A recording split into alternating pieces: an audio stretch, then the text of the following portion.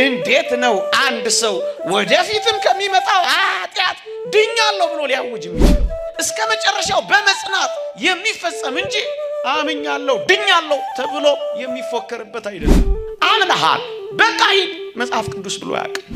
መዳናችንን የሚወስነው ጽናታችን እንጂ ማመናችን ብቻ አይደለም። ማመናችን ለዚህ ሁሉ ግን መሰረት ነው። እግዚአብሔርን ስለማዳን ጸጋው ጠርጥነነው እንዳይመስላችሁ፣ ይልቁኑ ራሳችንን ስለማናምነው ነው።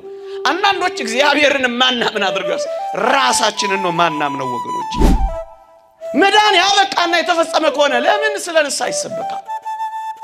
ለምን ጉባኤ ይዘረጋል?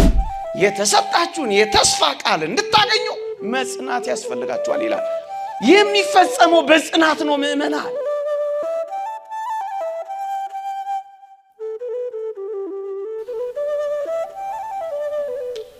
ወገኖቼ መዳናችን በማመን ብቻ አንዴ ተፈጽሞ ያበቃ ቢሆን ኖሮ እነዚህን በስካር አይሁን በመዳራት አይሁን በዘፈን አይሁን እያለ መግለጽ ለምን ያስፈልገዋልስ? አያችሁ፣ የራሳችሁን መዳን ፈጽሙ የሚለው ቃል በማመን ብቻ ሳይሆን ይልቁንም በእምነት በመጽናት በምግባራት በማሸብረቅ በትሩፋት በማጌጥ እስከ መጨረሻው በመጽናት የሚፈጸም እንጂ አምኛለሁ ድኛለሁ ተብሎ የሚፎከርበት አይደለም። አንድ ሊቅ እንዲህ ይላል፣ ማመን ችግኝ እንደመትከል ነው ይላል። መተከል ብቻ በቂ እንዳልሆነ በመድህኑ ማመን ብቻ በቂ አይደለም ይላል። ለችግኙ መብቀል መጽደቅ ውሃ ማጠጣት፣ ከአረም መጠበቅ፣ ከነፋስ መከላከል መንከባከብ እንደሚያስፈልግ በመድህኑ ያመነውን መዳናችንን ለመፈጸም ኃጢአት ከሆነ ከአረም ነገሮች እየተለየን በፈተናዎች ሁሉ እየጸና የእግዚአብሔርን ቃላትና የሚያሳድጉንን መንፈሳዊ እድገቶቻችን የሚጨምሩልንን ምስጢራተ ቤተ ክርስቲያን በመሳተፍ እናድጋለን፣ መዳናችንን እንፈጽማለን እንጂ ማመን ብቻ በቂ ነው ማለት አይደለም ይላል ሊቅ። መተከል ብቻ በቂ እንዳልሆነ በመድህኑ ማመን ደግሞ በቂ አይደለም። ለዚህ ነው የራሳችሁን መዳን ፈጽሙ የሚለን። አንዳንዶች በጣም የሚገርም ሐሳብ ያነሳሉ። በጣም የሚደንቀው ቅድም እንዳልኳችሁ አንዴ ያመንነው ለዘላለም ልንድን ነው ይላሉ። ስለዚህ ቅድም እንዳልኳችሁ ኃጢአት እንኳን ብንሰራ መዳናችን የማይቀር ነው ይላሉ። ቅድም እንዳልኳችሁ ቃል በቃል ከነሱ መጽሔት ላይ ነው ያነበብኩላችሁ። አማኝ በየትኛውም ድካም እንኳን ቢገኝ አይኮነንም ብለው የሚለፈልፉላችሁ ለዚህ ነው።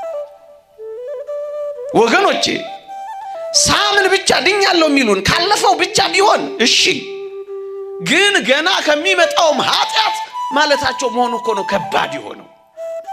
ምን ማለታቸው እንደሆነ ታውቃላችሁ? ድኛለሁ መንግሥተ ሰማያትን እንደምወርስ አምናለሁ የሚሉን ከሆነ ወይም አረጋግጫለሁ የሚሉን ከሆነ ኃጢአት እንደማልሰራ እርግጠኛ ነኝ እያሉን ነው። ይሄ ደግሞ እንዴት ውሸታምነት! ደግሞስ ምን እያሉን ነው? ኃጢአት ብሰራ እንኳን ንስሐ እንደምገባ አልጠራጠርም ማለታቸው ነው። ይሄ ደግሞ እንዴት ያለ እርግጠኝነት ነው!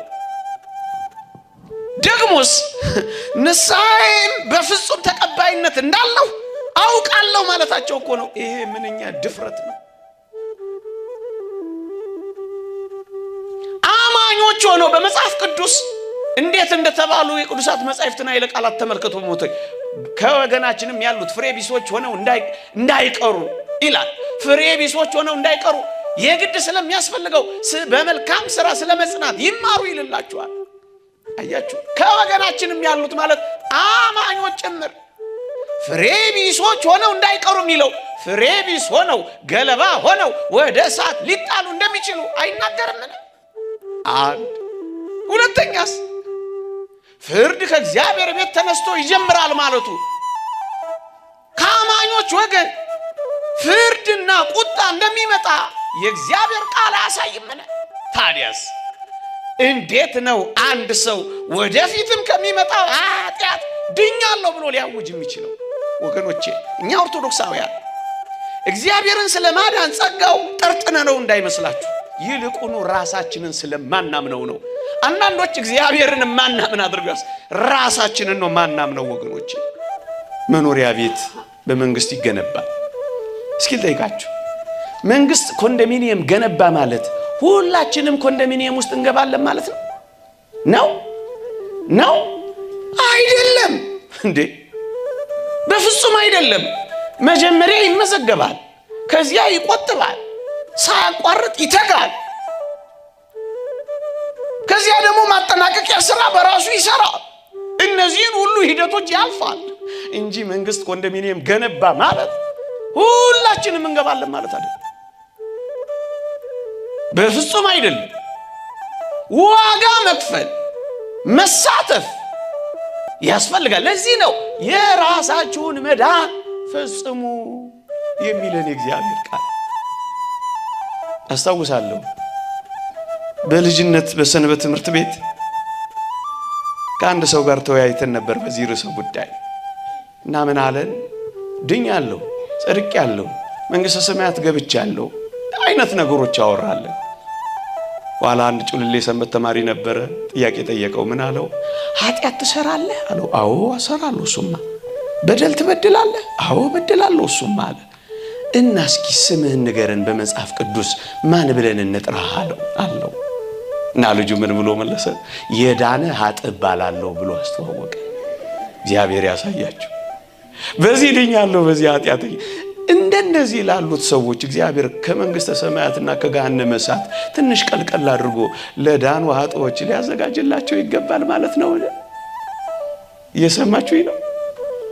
ይኸውላችሁ መጽሐፍ ቅዱስ በግልጽ እንዲህ ይላል። በማቴዎስ ወንጌል ምዕራፍ 24 ላይ እስከ መጨረሻው የሚጸና እርሱ ይድናል የሚል ቃል አለ። ልብ በሉ። እስከ መጨረሻው የሚጸና እርሱ ነው የሚድነው ይላል። አያችሁ፣ መዳናችን በማመናችን ብቻ ነው ያልኩት። በማመናችን ብቻ ሳይሆን የሚወሰነው መዳናችን የሚወሰነው በመጽናታችን።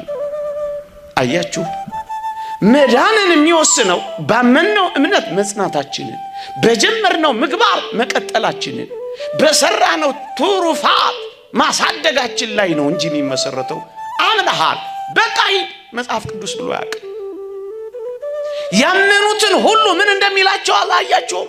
ንስሐ ግቡ፣ በጌታችን በመድኃኒታችን በኢየሱስ ክርስቶስ ስም ተጠመቁ የሚላቸው ለምን ይመስላችኋል? ማመን ብቻ በቂ ስላልነበረ ነው። አያችሁ፣ እስከ መጨረሻው የሚጸና እርሱ ይድናል የሚለው መዳን በጸጋው ብቻ አንዴ ተፈጽሞ ያበቃ ቢሆን ኖሮ ይድናል እያለ ገና ወደፊት መዳን ለምን ይፈጽማል? ለምን ይናገራል ካላችሁ ቅድም እንዳልኳችሁ ነው። የምንፈጽመው ሊገለጥ የተዘጋጀ በመጨረሻው ዘመን የሚሰጠን መዳን አለ። እሱን ነው እስከ መጨረሻው የሚጸና ነው የሚድነው የሚለው። አያችሁ፣ መዳናችንን የሚወስነው ጽናታችን እንጂ ማመናችን ብቻ አይደለም። ማመናችን ለዚህ ሁሉ ግን መሰረት ነው። የሚጸና እርሱ ይድናል የሚለው ጽናትን የሚያመለክት ነው። ለዚህ ነው ፓትርያርክ ፖፕ ሽኖዳ ሳሊቬሽን ኦፍ ሳሊቬሽን ኢን ኤ ሞመንት የሚል አንድ መጽሐፍ አላቸው። እዛች መጽሐፍ ላይ አስደናቂ ቃል ተናግረዋል። ምን ይላሉ? መዳን የህይወታችን ሙሉ ታሪክ ውጤት እንጂ ስናምን በቅጽበት የምንፈጽመው አይደለም ብለው የተናገሩት። ሳሊቬሽን ኢዝ ዘ ስቶሪ ኦፍ ዘ ሆል ላይፍ፣ የህይወታችን ሙሉ ታሪክ ውጤት ነው። እሱን ነው እስከ መጨረሻው የሚጸና እርሱ ይድናል ብሎ ያስቀመጠው። ይሄንን መጽሐፍ ቅዱሳዊ ቃል ሰማዕቱ ቅዱስ ቆጵርያኖስ ሴንት ሲፕሪያን እንዲህ ብሎ ተርጉሞታል። ልብ ብላችሁ ስሙ። አሁን ያልኳችሁን እስከ መጨረሻው የሚጸና እርሱ ይድናል የሚለው ቅዱስ ቆጵርያኖስ ሴንት ሲፕሪያን ምን ብሎ ተርጉሞታል መሰላችሁ? እስከ መጨረሻው የሚጸና ግን እርሱ ይድናል ተብሏል። ስለሆነም ከዚህ ፍጻሜ በፊት ያለ ማናቸውም ነገር ቢሆን ወደ መዳን ፍጻሜና ጫፍ የምንወጣጣበት መሰላል ደረጃ ብቻ ነው እንጂ የመውጣትንና ሙሉ ውጤት ያገኘንበት ከጫፍ የደረስንበት የመጨረሻ ነጥብ አይደለም ይላል። እዩ፣ ከመጨረሻው በጽናት ምክንያት ከሚገኘው ከመጨረሻው በፊት ያለ ማናቸውም ነገር የመወጣጫ መሰላሎችና ደረጃዎች ናቸው እንጂ ጫፍ የደረስንበት ነገር አይደለም ይላል። ስለዚህ የራሳችሁን መዳን ፈጽሙ እስከ መቼ? እስክትሞቱ ድረስ ነው። እስክትሞቱ ድረስ ነው። የሰው ልጅ የህይወት ጉዞ ቀጣይነት ያለው የተጋድሎ ጉዞ ነው። በድህነት መንገድ የምንጓዘው እስከ መጨረሻው ህቅታ ነው።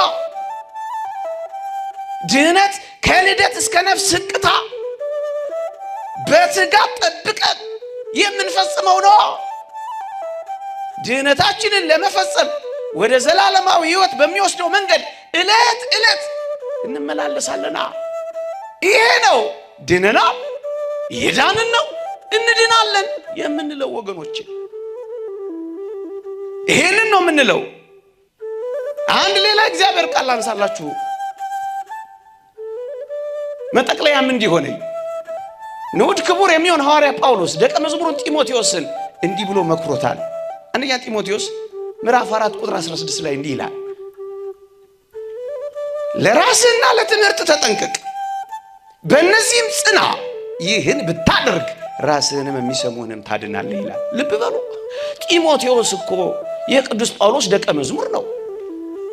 ጳጳስ አድርጎ ሾሞታል። እሳትን እንደሚያቀጣጥል እጆቼን በመጫኔ ባንተ ውስጥ ያለውን ጸጋ ብሎታል፣ ሾሞታል። ከዚህ ሁሉ በኋላ ምን እንደሚለው ታውቃላችሁ? በእነዚህም ጽና፣ ይህን ብታደርግ ነው የሚለው። ያመነ ብቻ ከሆነ ለምንድን ነው ብታደርግ የሚለው? ለምንድን ነው ጽና የሚለው? አንዴ አምኖ የተፈጸመና ያበቃ ከሆነ ስለ ማድረግና ደግሞም በዚያ ስለ መጽናት ለምንድን ነው የሚሰብከው? አያችሁ፣ እያንዳንዱ የራሱን መዳን ለመፈጸም ድርሻውን ስለሚወጣ እነዚህን ብታደርግ ደግሞም ብትጸና የሚለው ቃል ይሄን ነው የሚያሳየው። ቀጠል ሊያረግና ራስህንም የሚሰሙንም ታድናለህ ይለዋል። አያ የትኛው መዳን ነው ካላችሁኝ፣ በመጨረሻው ዘመን ሊገለጽ ዘንድ የተዘጋጀው መዳን እንዲበቃ ጽናት፣ ሁለተኛስ ማድረግ የሚደረግ ነገር አላያችሁ። ቅድም በጥረትና በትጋት እግዚአብሔር በሰጠን ጸጋ መሰረትነት ላይ ልንፈጽመው የሚገባን ብዬ ነገርኳችሁ። እሱ መዳኑን አንዴ በማመኑ ምክንያት ያገኘ ከሆነ ጢሞቴዎስን ታድናለህ እያለ ለምን ስለሌላ መዳን ይናገራል ካላችሁኝ፣ ድነናል፣ እየዳንን ነው፣ እንድናለን መፈጸም ስላለበት። ይሄ ደግሞ መሰረት የሚያደርገው በማድረግ ላይ ነው። ማድረግ ደግሞ መስራት ነው፣ ተጋድሎ ነው፣ የሁል ጊዜ ኑሮ ነው፣ የዕለት ዕለት መመላለስ ነው። አንድ ሌላ እግዚአብሔር ቃል የእግዚአብሔርን ፈቃድ አድርጋችሁ የተሰጣችሁን የተስፋ ቃል እንድታገኙ መጽናት ያስፈልጋችኋል ይላል። የሚፈጸመው በጽናት ነው ምእመናን። የተሰጠን የተስፋ ቃል ምንድነው? የመዳንን ተስፋ የሚል ቅድም አላነበብኩላችሁ? የመዳንን ተስፋ የተስፋውን ቃል እንድታገኙ ማግኘት ምን ማለት ነው? ገና እንዳላገኘና አሳይም፣ እንዳልተፈጸመ አሳይም። ለዚህ እኮ ነው ንዑድ ክቡር የሚሆን ጳውሎስ እኔ ገና እንዳልያዝኩት እቆጥራለሁ የሚለው እኮ ለዚህ ነው። መዳን ያበቃና የተፈጸመ ከሆነ ለምን ስለ ንስሐ ይሰበካል? ለምን ጉባኤ ይዘረጋል? ለምን ጾም ይጾማል? ለምን ጸሎት ይጸለያል? ለምን ዲያብሎስስ መንጋውን ለምን ይዞራል? እንዳንበሳ ሊውጥ ለምን ያገሳል? ብርቱ የመዳን ጉዞ ውስጥ ስላለን ነው። አባ መቃርዮስን አጋንንት ሁሉ ጊዜ ወደ ጆሮው እየመጡ ምን ይላሉ መሰላችሁ? መቃርዮስ ሆይ ጸድቀሃል እኮ፣ መቃርዮ ሆይ ድነሃል እኮ ይሉታል። አባ መቃርዮስ ሁሉ ጊዜ እንዲህ ይላቸዋል፣ ገና ነኝ ይላቸዋል። ወገኖቼ ገና ነን። ገና እንዳልያዝኩት የሚለው የቅዱስ ጳውሎስን ቃል ተመልከቱት። መላእክት አጅበዋት በከበረች ሞቱ ጊዜ ወደ ሰማይ የዘመሩ ሲወስዷት ያኔ ነው አባ መቃርዮስ ሰይጣን ሆይ አሁን ገና ጸድቅ ያለው ያለው። ቆመሃል፣ ትውደቅ፣ ትነሳ፣ ትንገዳገድ፣ ትጽና አላወቅም። ታዲያ እንዴት ነው አብቅቻለሁ የምትለው? ገና ነኝ በለው። ምክንያቱም ሳትፈጽመው እንዴት ትፈጽመዋለህ? ዙሩ ሳያልቅ አቋርጠው ይሁን ፈጽመው ይሁን በምን ይታወቃል? ለዚህ ነው መጽሐፍ ቅዱስ ይሄንን የሚያትተው። እንደና ባርሳኒዮስ ሁሉ ጊዜ በጸሎቱ ምን እንደነበር ታውቃላችሁ? ጌታ ሆይ እንባውን እያፈሰሰ እግሩ ስር ያለውን ሰሌን በእንባው እያራሰ ሁሉ ጊዜ ጸሎቱ ምን እንደነበር ታውቃላችሁ? ጌታ ሆይ እንድጀምር እርዳኝ ይል ነበር። ሳይጀምሩ እንደጨረሱ ካሉት እግዚአብሔር ይጠብቀን። ጌታ ሆይ ሁሉ ጊዜ ጸሎታችን እባክህን አስጀምረን ይሁን። ጀማሪ ሳለን ደርሻለሁ ከማለት ጌታ ሆይ ሰውረኝ እንበለው። ይሄ እንዴት ያለ ትዕቢት ነው ወገኖች! አባ ሲሶ የተባለ አባት የእረፍቱ ደቂቃና ሰዓት በደረሰች ጊዜ 80 ዓመት ሙሉ ተጋርሎ ምን እንዳለ ላስታውሳችሁና ላብቃ። ምን አለው እግዚአብሔር? በ80 ዓመት በበረሃ ተጋርሎ ሊሞት ሲል እኮ ነው አባት እግዚአብሔርን እንዲህ ያለ በጸሎት ሲጠይቅ አልጋውን የከበቡት ደቀ መዛሙርቶቹ ሰሙት። ምን ይላል? እባክህ አምላኬ ሆይ ለንስሐም ይሆን ጥቂት ጊዜ ስጠኝ እያለ እንባውን እያፈሰሰ መለመን ጀመረ። 80 ዓመት ሙሉ ተጋርሎ እኮ ነው ወገኖቼ። አባቶቻችን ፍጹም ወደ እግዚአብሔር ሲቀርቡ አንድ የሚታወቃቸው ነገር ምን እንደሆነ ታውቃላችሁ? በደለኞችና ኃጢአተኞች እንደሆኑ ይታወቃቸዋል። አባ ማቴዎስ የተባለ አባት እንዳለው ሰው የበለጠ ወደ እግዚአብሔር የበለጠ ሲቀርብ ኃጢአተኛ መሆኑ የታየው ይመጣል ይላል። ነብዩ ኢሳይያስን ያነሳል። አይኖቼ ሰራዊት ጌታ እግዚአብሔርን አይቻለሁ ሲል ከንፈሮቹ የረከሱብኝ ማለት ይጀምራል ይላል። እውነተኛ የእግዚአብሔር ሰዎች መገለጫ እኮ ይሄ ነው። ያ አባት እንዳለው ጌታ ሆይ አንተ ልዕልና ግለጽልኝ፣ የኔን ድካም ደግሞ አሳውቀኝ የሚለው እውነተኛ የእግዚአብሔር ሰዎች ውስጣቸውን ነው የሚመለከቱት። ከድካማቸው በቀር የሚያውቁት ነገር የለም። ለዚህ ነው አብርሃም ገና በእግዚአብሔር ፊት ቆሞ ሳለ አመድና ትቢያ የሚሆን ይላል። በእግዚአብሔር ፊት በእውነት የሚቆሙና የሚያዩት አመድና ትቢያን ነው የሚሉት። ለዚህ ነው እመቤታችን ቅድስት ድንግል ማርያም ልጇን ታቅፋ እንደምትወልደው እየተነገራት የበለጠ ክብሯ ሲጨምር ባሪያው ልሁን የምትለው። አያችሁ መንፈሳዊነት እንደዚህ ነው። እና አባ ሲሶ ምን አለ መሰላችሁ? እባክህ አምላኬ ሆይ ለንስሐ የሚሆን ጥቂት ጊዜ ስጠኝ ያለ በለቅሶ ሲማጸን ሰሙት። ተማሪዎቹ ምን ብለው ጠየቁት? አባታችን አንተ እድሜ ልክህን በንስሐ የኖርክ መምህር ንስሐ ሆነ ሳለ እንዴት ነው አሁን ጥቂት የንስሐን ጊዜ ከእግዚአብሔር ትለምናለህ አሉት ይላል። አባታችን ምን ብሎ መለሰ? ልጆቼ ሆይ ይህን መንፈሳዊ ጥበብ ንስሐን ገና አሁን መጀመሪያ ነው አላቸው። ሁሉ ጊዜ ጀማሪ ነው የምትሆኑት። ሁሉ ጊዜ አዲስ ነው የምትሆኑት። ሁሉ ጊዜ ትኩስ ነው የምትሆኑት። ሁሉ ጊዜ ራሳችሁን እንደ ጀማሪ እንጂ እንደ ጨራሽ አትቆጥሩት። ራሳችሁን መዳን ፈጽሙ። ይቆየን። የእግዚአብሔር ቸርነት፣ የእመቤታችን አማላጅነት፣ የቅዱሳን በረከት ረድኤት አይለየን። አሜን።